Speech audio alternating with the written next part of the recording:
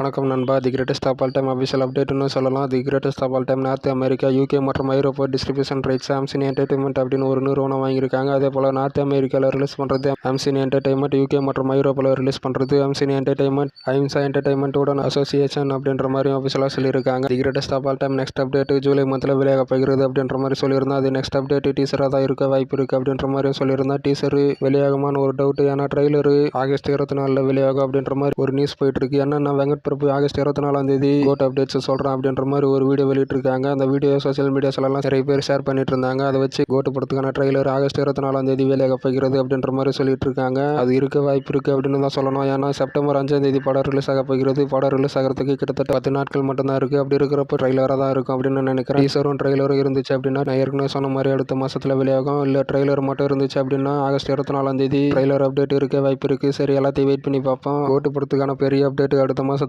கண்டிப்பாக எதிர்பார்க்கலாம். தளபதியுடைய recent still release ஆயிருக்கு. ரீசெண்ட் ஸ்டில்ல தளபதி மாசா இருக்காரு.